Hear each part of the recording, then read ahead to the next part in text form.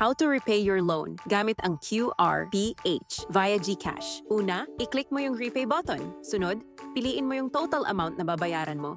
Dito, may payment options ka, may total amount, at may custom amount. Pilin mo lang dito yung klase ng payment na gagawin mo, tapos i-click mo lang yung pay button. Dito, naka-recommend na kaagad yung QRPH, kaya pwede mo na siyang i-click, or pwede mo din itong hanapin sa online banking category. Kapag tapos na, i-click mo lang yung continue button.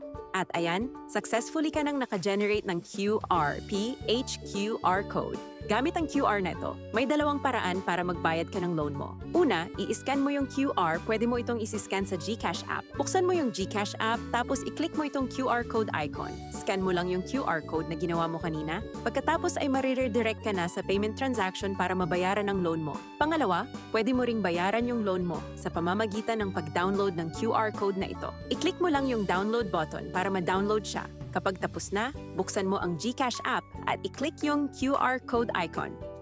Dito, i-click mo yung Upload QR option at piliin mo yung QRPH code na dinownload mo. Pagkatapos nun, mariredirect ka ulit sa payment portal para ituloy yung payment mo. At ayun na yon, marunong ka na magbayad ng load sa GCash gamit ang QRPH code.